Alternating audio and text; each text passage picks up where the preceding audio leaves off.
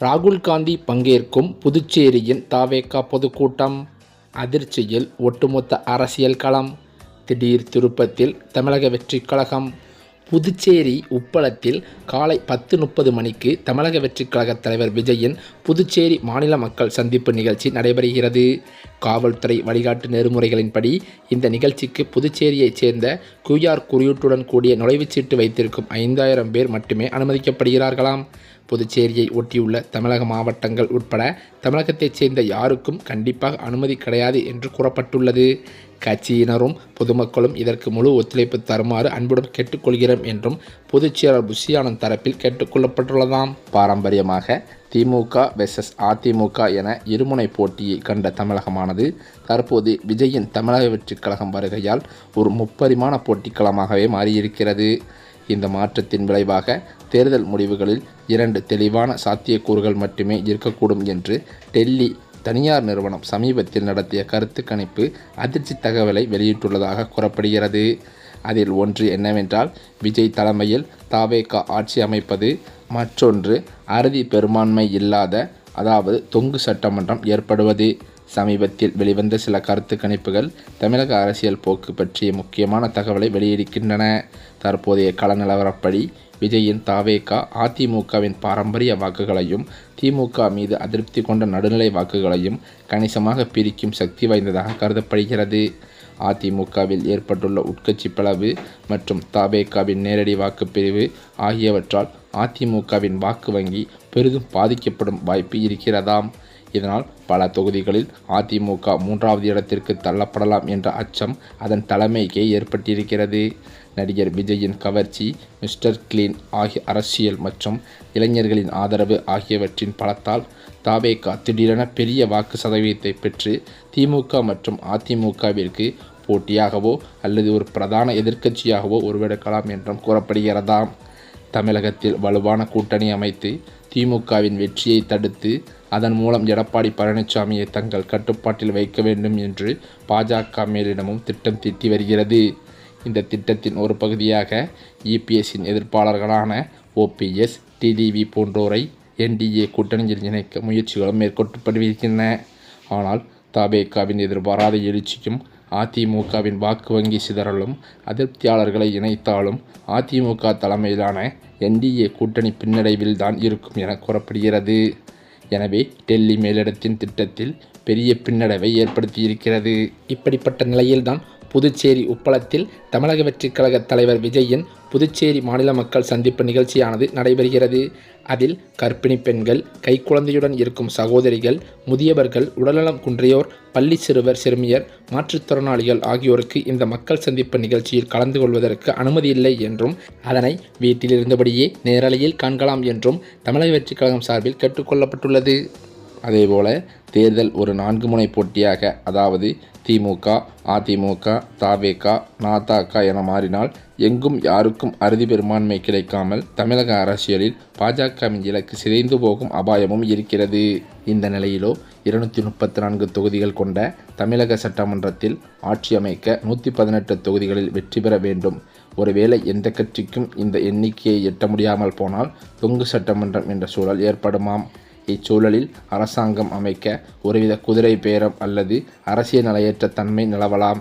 சிறிய கட்சிகள் அல்லது சுயேட்சைகளின் ஆதரவை பெறுவது கட்டாயமாகும். அதிக இடங்களை பெறும் கட்சி மற்ற கட்சிகளுடன் இணைந்து ஒரு கூட்டணி ஆட்சியை அமைக்க வேண்டிய கட்டாயமும் ஏற்படுமாம்.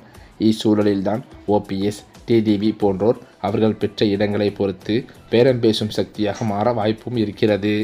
தொங்கு சட்டமன்றம் ஏற்பட்டு ஒரு நிலையான ஆட்சியை எந்த கட்சியும் அமைக்க முடியாமல் போனால் வேறு வழியின்றி சில காலத்திற்குள் மறுதேர்தல் நடத்த வேண்டிய நிலையும் வரலாமாம்.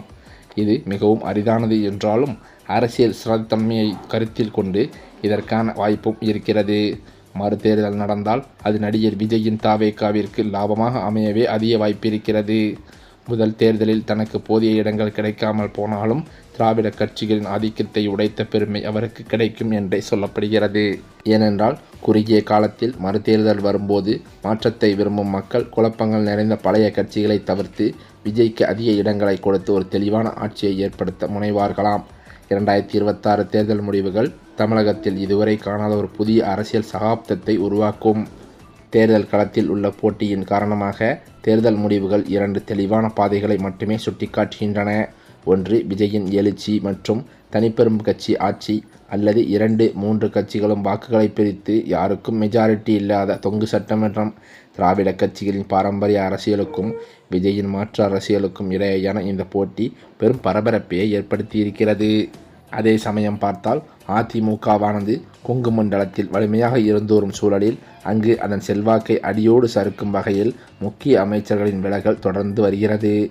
அதிமுக ஒருங்கிணைய வேண்டும் என எடப்பாடி பழனிசாமிக்கு 10 நாட்கள் கெடு விதித்த முன்னாள் அமைச்சர் செங்கோட்டையனின் பதவிகள் பறிக்கப்பட்ட நிலையில் அதிமுக தலைமைக்கு எதிரானவர்களுடன் சேர்ந்ததால் கட்சியிலிருந்து அடியோடு நீக்கப்பட்டார். இதன் பின்னரோ நடிகர் விஜயின் தமிழக வெற்றி கழகத்தில் செங்கோட்டையன் இணைந்தது பெரும் பரபரப்பை ஏற்படுத்தியது. மேலும் செங்கோட்டையன் மத்திய அமைச்சர்களுடன் மிகவும் நெருக்கமாக இருப்பதால் அமித்ஷா சொல்லித்தான் அவர் தாவேக்காவில் இணைந்தார் என்று எதிர்க்கட்சிகளும் அரசியல் விமர்சகர்களும் விமர்சித்தும் வருகின்றன. விஜய் பாஜகவை எதிரி என்று கூறியதால் செங்கோட்டையன் மூலம் விஜயை வீழ்த்த பாஜக முயற்சிக்கிறது என்ற கருத்தும் வலுப்பெற்றிருக்கிறது.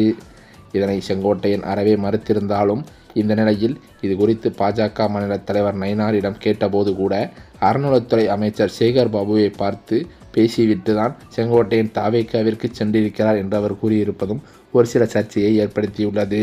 இந்த சூழ்நிலையில்தான் புதுச்சேரி உப்பளத்தில் காலை 10:30 மணிக்கு தமிழக வெற்றிக் கழக தலைவர் விஜயின் புதுச்சேரி மாநில மக்கள் சந்திப்பு நிகழ்ச்சியானது நடைபெறுகிறது. அதில் காங்கிரஸ் தலைவராக ராகுல் காந்தி கலந்து கொள்ள இருப்பதாக அதிர்ச்சி தகவல்கள் வெளியாகி வருகின்றன. ஏனென்றால் இவ்வளவு நாட்கள் கட்சி ஆரம்பித்து தமிழக வெற்றிக் கழகத்தின் தலைவர் அவர்கள் இந்நாள் வரை காங்கிரஸ் கட்சி தலைவரான ராகுல் காந்தியை விமர்சித்ததே இல்லை என்ற பல சந்தேகங்கள் எழுந்து வந்த நிலையில் இந்த புதுச்சேரி மக்கள் சந்திப்பு நிகழ்ச்சியில் தமிழக வெற்றிக் கழகத்தில் கூட்டணி அமைக்கும் பட்சத்தில் காங்கிரஸ் தலைவராக இருக்கும் ராகுல் காந்தி அவர்கள் விஜய் முன்னிலையில் கலந்து கொள்ள இருப்பதாக தகவல்கள் வெளியானதிலிருந்து தமிழக அரசியலில் பெரும் பரபரப்பை ஏற்படுத்தியுள்ளது. அது மட்டுமில்லாமல் காங்கிரசுடன் இந்த 2026 சட்டமன்ற தேர்தலில் தமிழக வெற்றிக் கழகமானது கூட்டணியை அமைக்கும் என்றும் பல எதிர்பார்ப்புகளை எழுந்து வருகிறதாம். தலைவர் விஜயின் மக்கள் சந்திப்பு நிகழ்ச்சிக்கு வரும்போதும் நிகழ்ச்சியை முடித்துவிட்டு செல்லும் போதும் அவரது வாகனத்தை இருசக்கர வாகனங்களிலோ அல்லது வேறு வாகனங்களிலோ பின்தொடர்வது, போக்குவரத்துக்கு இடையூறாக செயல்படுவது போன்ற செயல்களில் ஈடுபடுவதை அறவே தவிர்க்க வேண்டும் என்று தமிழக வெற்றிக் கழகம் சார்பில் கேட்டுக்கொள்ளப்பட்டுள்ளது. இந்த சூழ்நிலையில்தான் தமிழக வெற்றிக் கழக இந்த புதுச்சேரி மக்கள் சந்திப்பு நிகழ்ச்சியில் காங்கிரஸ் தலைவர் ராகுல் காந்தி பங்கேற்றால் கண்டிப்பான முறையில் 2026 தேர்தலில் காங்கிரசுடன் தமிழக வெற்றிக் கழகம் கூட்டணியை அமைக்கும் என்று தமிழக வெற்றிக் கழக நிர்வாகிகள் மத்தியிலேயே பேச்சுக்களும் அடிபட்டு வருகிறது. இது தமிழக வெற்றிக் கழக நிர்வாகிகளுக்கு பேரதிர்ச்சியை தான் ஏற்படுத்தியுள்ளது.